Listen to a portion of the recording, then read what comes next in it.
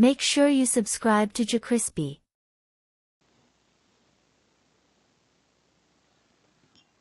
What's up, y'all? It's your host with the most, the best, and most, JerCrispy. Welcome back to another video. Today, what I got y'all is the unbelievable story of Jimmy Butler by Non-Stop His Show. If you like these type of things, you know, we're going back play of people stuff of NBA players' team. Run up the views, man. Like it up, run the views up. If you like, comment, subscribe, follow our social media. It's gonna pop up on the screen, and let's see how this goes. Jimmy Butler, aka Jingle.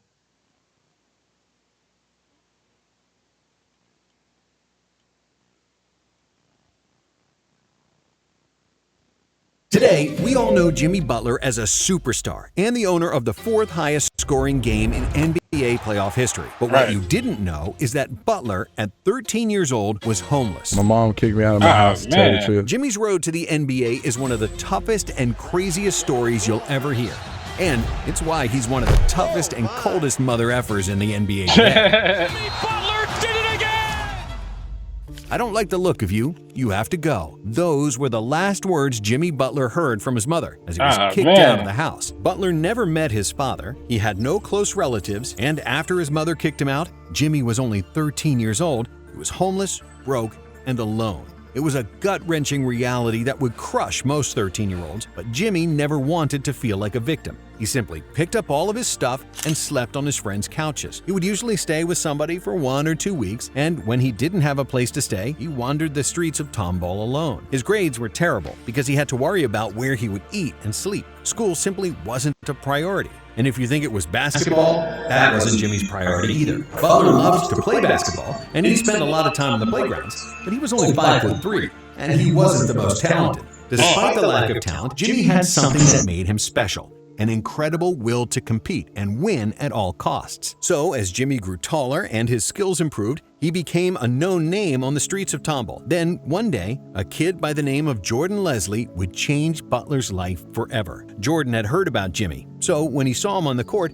Leslie challenged him to a three-point shooting contest, and the two immediately struck up a friendship. When Jordan found out about Jimmy's life situation, he invited him to sleep over at night. Just one more night. And it kind of developed into a week and then a month. At first, Jordan's mom, Michelle Lambert, was reluctant to let Jimmy stay because she had 4 kids of her own with her first husband, plus 3 others from her second marriage. However, Jordan and all their children liked Jimmy. So he soon came over again, and this time he stayed a bit longer. Michelle Lambert wasn't thrilled about having another mouth to feed, especially not a 17-year-old teenager who used to wander the streets at night. You know, people say you just take a child you don't even know. He's brought more to us than ever we could bring to him. That's them. That's family. That's what that is. That's your blood. Well, I feel like family is who you love. Jimmy finally had a home and a family. They accepted me into their family. And it Thanks, Jimmy. You speaking the truth with that one. wasn't because of basketball. Michelle was just very loving. She just did stuff like that. I couldn't believe it. For the first time in his life, he had a structure, responsibilities, and a curfew. His grades improved, and he wasn't walking the streets alone at night, getting into trouble. Still, it wasn't like his new family made him into a basketball superstar. In fact, it was the opposite. Since he always had bigger things to worry about, Jimmy didn't give his basketball future much thought. He was just playing for fun, and he never even played AAU tournaments. But when he was a high school senior, Jimmy's winning mentality and leadership skills made him a team captain. With 20 points and 9 rebounds on average, he was named to the all-district first team. However, for the college scouts and coaches who usually hang around AAU circuits to recruit their players, Jimmy was a virtual nobody. When Butler graduated, he was ranked as the 73rd best player, but not on the national level. Jimmy was viewed as the 73rd best player in the state of Texas. Best NCAA universities never came. And one of the few that had arrived was from Tyler Junior College, a 2-year community college. Playing at the JUCO level usually means falling even deeper into basketball anonymity. But when his back is against the wall, Jimmy doesn't feel pressure, he thrives under it. In his first game at Tyler, he scored 34 points. He had a couple of 30 and 40-point games throughout the season, and he finished his freshman year as Tyler's leading scorer, with 18 points, 8 rebounds, and 3 assists per game. His good play was finally noticed by major colleges. and Butler chose Marquette, but not because of their basketball program. He went there because of their academics, as he wanted to get an education to get a regular job. Jimmy still didn't view basketball as a career option and never even made an official visit to Marquette University. He actually faxed his letter of intent from a local McDonald's. And after a couple of months at Marquette, Jimmy wanted to quit and return home to Tomball. He missed his family, he didn't play much and only averaged 5 points per game, and he constantly got yelled at by Coach Buzz Williams. He watched me play. The very first thing he said to me was, "Jimmy, you suck." I was like, "Oh, I don't even know you. Like, I don't, I'm a kid." I've never been harder on a player than I've been on Jimmy. I was ruthless with him because he didn't know how good he could be. He'd been told his whole life he wasn't good enough. What I was seeing was a guy who could impact our team in so many ways, Buzz Williams. But after his teammate Wes Matthews got drafted into the NBA, Jimmy's perspective changed. Matthews told Jimmy that he had the talent to make it, which turned a switch in Butler's head. Wesley Matthews came back and was like, "Yo, you can play in the league." That's when I really started taking basketball for real, Level, not Europe pro, nothing's wrong with that. Yeah. But like the NBA, like that's where you want to be at. That's the best of the best. He quickly became the hardest worker Coach Williams had ever seen, and he blossomed from a role player to a star of the team. I think the thing that has been such a great trait for him is his intelligence. He completely understands. He's able to think the next play. He's able to think the next pass and react accordingly. Jimmy's hot head, which was his biggest weakness, became his biggest strength. He took criticism with no ego and analytically thought about what he did wrong and how to improve. As a senior, Butler averaged 15 points and 6 rebounds per game, which doesn't sound like a lot, and it isn't, but if you watched Jimmy play, there was so much more to his game than can be shown through statistics. On a team with no real scoring talent, Jimmy pushed Marquette to the Sweet 16, simply because he was a bulldog who never stopped fighting. I have to be that leader. I have to be that guy. They lost that game. It's all on Jimmy Butler. They win that game. I don't want to be that guy to be like, yeah, I'm the one that won us the game, because it wasn't me at all. It was us. It was all of us. When he entered the 2011 NBA draft, Jimmy impressed every general manager with his tenacity on the court and his character off it. Nearly all the GMs said that he was one of the most impressive young men they'd ever met. But despite all of Jimmy's qualities, he was still a diamond in the rough because he had no outside shot and mediocre ball handling skills. So he dropped all the way to the end of the first round, where he was finally selected by the Chicago Bulls. With the 30th pick in the 2011 draft, the Chicago Bulls select Jimmy Butler from Marquette University. Yeah. Burst out into tears with my mom, because all the people that tell me that I wouldn't amount to anything, that I wouldn't get my degree, I wouldn't go to college, I couldn't be a NBA player. But more than anything, it was I proved myself right. I can care less about proving them wrong. The Bulls coach, Tom Thibodeau, viewed him as a workhorse and an energy guy with no intention of giving him anything more than garbage time minutes. And just like on all the other stops in his basketball journey, Butler had to scrap, claw, and fight to get ahead. But for a man who was homeless at 13 and had to struggle for everything in his life, Jimmy liked it that way, and he soon proved everybody wrong. When Derrick Rose suffered a terrible injury during the 2012 playoffs, it opened up minutes for Butler at the start of the next season, and he took full advantage of his opportunity. Here comes Butler to the rim. Jimmy played incredible defense. Jimmy Butler with a magnificent defensive play. And made very few mistakes offensively. In the second half of the 2013 season, when Luol Deng got hurt, Jimmy became a starter, playing nearly 43 minutes per game. In the playoffs, bro. See, you could come from anything and still made it to the pro. You could like a year, you could wait a whole year and not play a sport, go to a sport, go to college, ball out, and still go in the pros, man. That's that dog mentality, man. That's what everybody gotta have, man. So what? Your coach don't give you help you out getting the office, man. You gotta work to go get your own office, man. And then go to like a little, what Jimmy did when he went to JUCO, ball out. Look, the coach, he did it, man. He did it. Bulls unexpectedly won a playoff series, and Jimmy was Chicago's leading scorer and their best player in the second round versus the Miami Heat and LeBron James. At that time, Butler proved to be a solid all-around player, but he couldn't create his own shot. Jimmy wasn't a skilled player yet, and his biggest asset was his defense and maximum effort. But unlike many similar players who remain role players all their life, Jimmy had other ideas. He worked harder than 99% of the NBA in order to improve his game and help his team win. In his fourth NBA season, Butler became stronger and more determined to score, while still being the team's best defender and leading the NBA in minutes played. Jimmy's offensive skills grew, and he averaged 20 points per game, getting the call for his first All-Star game.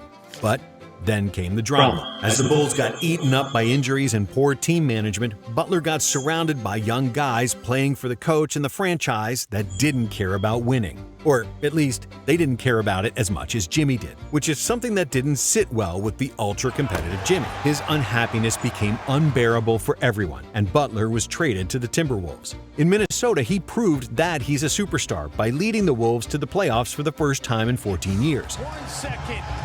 Yeah, look at the Wayne Wade right there, though. Hey, my favorite NBA player forever would be my favorite NBA player, regardless, man. It's finally over. Years of disappointment. I feel like he should have never, retired early. He was too young for that. Frustration has come to an But end. Jimmy! But they quickly lost in the first round, and Jimmy had the same problem he had in Chicago. He was playing with young guys who cared about their numbers and having a good time. Players who were laughing in the locker room 5 minutes after a loss. Jimmy went ballistic, and during one infamous practice, he trash-talked all of his teammates, defeating the starters with a bunch of G League players. When you watch The Last Chance, the Jordan documentary, it was one of those feelings when I look at that documentary and look at Jimmy and what he did. So it was crazy. That you told GM Scott Layden, quote, "You effing need me." A lot of it's true.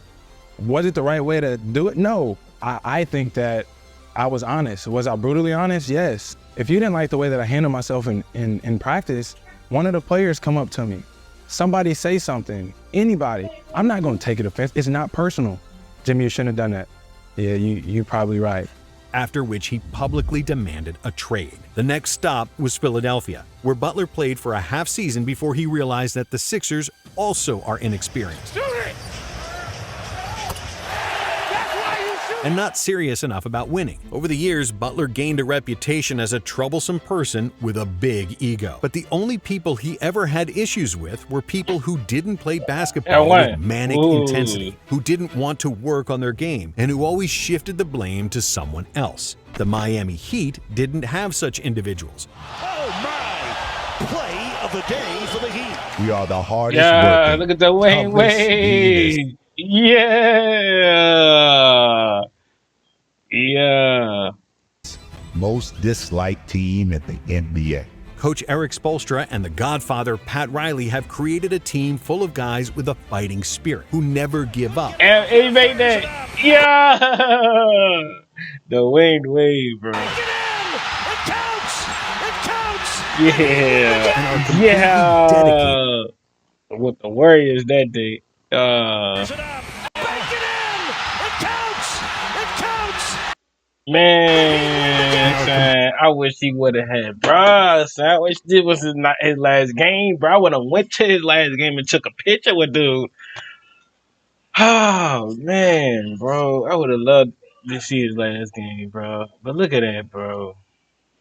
Completely dedicated to winning. And that's where Jimmy felt right at home. And that's when he reached his final form and shaped his legacy. With Miami, Butler further improved his game, namely his playmaking and scoring versatility. Driving to the hoop was still his trademark, but he also added a reliable floater, a deadly mid-range, and an occasional three-pointer. He also became an excellent playmaker who can find teammates in tight spaces, averaging 6 assists per game. And all of his offense Hey, didn't I ain't lying to you. I think Jimmy Butler got a chance to go back to the finals.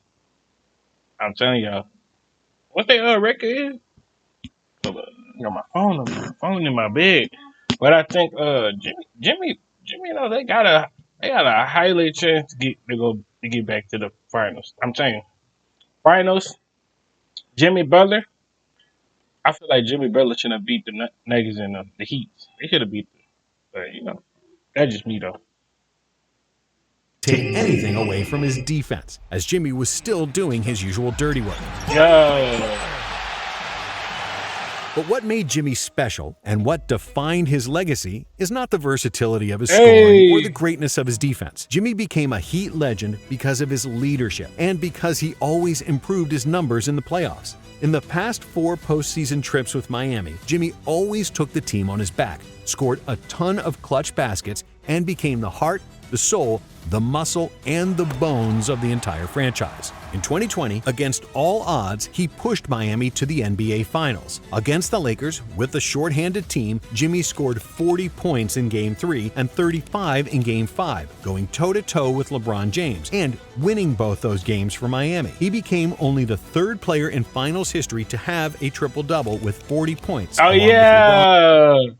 Along with LeBron and, no dude right here, but and LeBron Jerry did. West. Even though Miami lost the championship, Jimmy's numbers looked out of this world, and he averaged 26, 8, and 10 against prime LeBron and AD on 55% shooting. In the 2022 playoffs, Butler again played like a madman. He put the team on his back once more and was dominant throughout all 3 playoff series, crossing the 30-point mark 8 times and 4 times going over 40. Miami was just an inch away from making the NBA Finals again. But with the Heat down by 2 in the last 20 seconds of the Eastern Finals Game 7, Jimmy fired a transition 3. Bro. But then they turned around like last year and got they beat them. Off the rim. Still, despite the loss, nobody sane could say anything bad about his performance. Not after he scored 47 points in Game 6 and 35 in Game 7, playing for a full 48 minutes. And in 2023, after everybody had written off Miami against the number 1 seeded Milwaukee Bucks, Jimmy Buckets did it again. In Game 4, with Miami down by 12 with 6 minutes left, Butler led a crazy 13-0 run, pushing the Heat to a 119-114 win and a 3-1 lead in the series. Jimmy scored a mind-boggling 56 points, getting buckets in every possible way, and playing one of the best performances the NBA has ever seen. Jimmy Butler has done it. Jimmy Butler is my top 5 player. I'm telling you, Jimmy Butler is my top 5 player. Like, type of guy I need on my NBA team type stuff. You feel me? I like his mentality. It was the 4th best scoring playoff game of all time. But Jimmy wasn't done there. In Game 5, he poured in 42 points, including a crazy out-of-bounds clutch play to force the overtime. Like countless times before, he carried the Heat to victory and kicked Milwaukee out of the playoffs. When the Heat made it to the conference finals, ESPN gave them just a 3% chance to beat the Celtics. But once again, Butler proved everybody wrong, leading the Heat to a Game 7 victory and winning the Larry Bird MVP trophy in the middle of Boston. All that anybody could say was, Jimmy effing Butler, you did it again. And even though the Heat lost the finals to a superior Denver team, Jimmy Butler is the people's champion and a true NBA legend. Yeah, Jimmy Butler.